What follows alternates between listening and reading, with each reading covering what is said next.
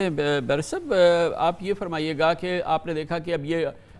Random آتی ہیں calls آتی ہیں اور یہ آتا ہے کہ آڈیو لیکس ہیں، آپ وائس پہچان لیتے ہیں کہ کس صاحب کی کیا بات ہے، لیکن جب ان کو کنفرنٹ کیا جاتا ہے تو وہ کہتے ہیں ہاں میری بات ہے مگر ڈسٹورٹڈ ہے اور یہ ایڈیٹڈ ہے یا یہ کہ میری آواز بنائی گئی ہے۔ چلیں ہم سن لیتے ہیں، مزے لے لیتے ہیں، اس میں بڑی ڈیوسٹیٹنگ کبھی گفتگو ہو رہی ہوتی ہے،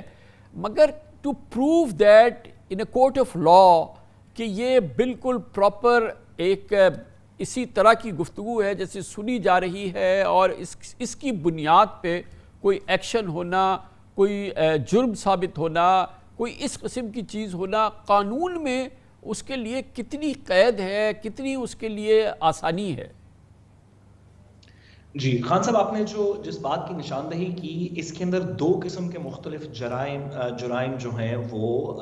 یا دو قسم کے مختلف قانونی ایشوز جو ہیں وہ اٹریکٹ ہوتے ہیں۔ سب سے پہلے یہ کہ اگر کسی کی ویڈیو یا آڈیو سیکرٹلی ریکارڈ کی جا رہی ہے، اور کیونکہ ٹیکنالوجی بیسیکلی ایک ہی قسم کی ہے، ایک میں صرف آواز ہے، ایک میں ساتھ تصویر بھی ہے، تو ہم ذرا کلب کر کے بات کر لیتے ہیں قانونی پرسپیکٹو سے کہ اگر کسی کی ویڈیو یا آڈیو ریکارڈ کی جا رہی ہے تو ایک قانونی ایشو یہ ہے کہ جو ریکارڈ کر رہا ہے کیا اس کے پاس قانونی اختیار ہے ریکارڈ کرنے کا، یا وہ کوئی اللیگل ایکٹیویٹی کر رہا ہے، چھپ کے کر رہا ہے، غیر قانونی طریقے سے کر رہا ہے، کسی اور چیز سے کر رہا ہے۔ پاکستان کے قانون کے اندر پی ٹی اے کا 1996 کا جو ایکٹ ہے اس کے نیچے بھی، اور اس کے بعد پھر اس پہ کچھ قدغن لگائی گئی 2013 کے فیئر ٹرائل ایکٹ میں،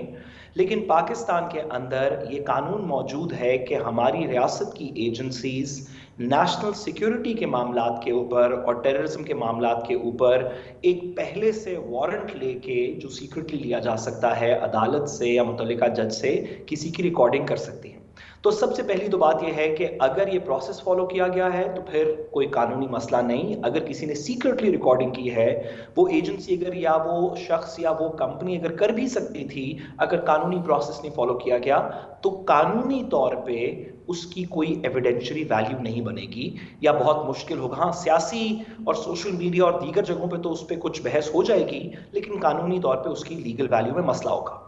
دوسری بات،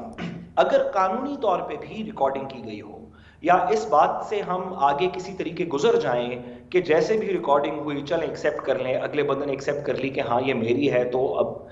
اس کے بعد بھی اگر کوئی شخص کہے کہ یہ توڑی پھوڑی گئی ہے یا کہے یہ میری نہیں ہے، تو پروف کرنے کے لیے ہمارے پاس ابھی ماضی میں ہی ایک کیس ہوا سپریم کورٹ کا، جس میں آپ کو یاد ہوگا کہ ارشد ملک صاحب کی ویڈیو کے اوپر چیلنج پہلے اسلام آباد ہائی کورٹ میں اور پھر سپریم کورٹ کے اندر گیا،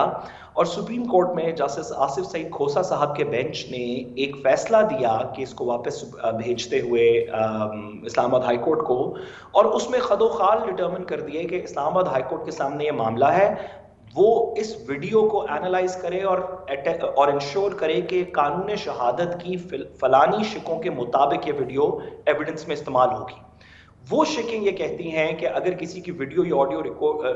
ریکارڈ ہوئی ہے تو عدالت میں اس پہ انحصار کرنے سے پہلے یہ دکھانا پڑے گا کہ کس نے ریکارڈ کی، یہ دکھانا پڑے گا کہ اس کے بعد وہ ریکارڈنگ کے بعد جس کو چین آف کسٹڈی کہتے ہیں کہ یہ ٹیپ کس کے پاس موجود رہی، کیا اس کے اندر کسی نے کیا کسی نے کوئی کاٹا جھوٹا تو نہیں، یہ کس کسٹڈی میں رہی، یہ پولیس کو کیسے دی گئی، یہ ایڈمیسیبل کیسے ہوگی، اس کا ایک پورا قانون شہادت میں ایویڈنس کو ایڈمٹ کرنے کا پروسیس ہے، اور سپریم کورٹ کہہ چکی ہے کہ اس طرح کی تمام ریکارڈنگز جب تک اس پروسیس کے مطابق نہ ہو ان کے اوپر کارروائی نہیں ہو سکتی۔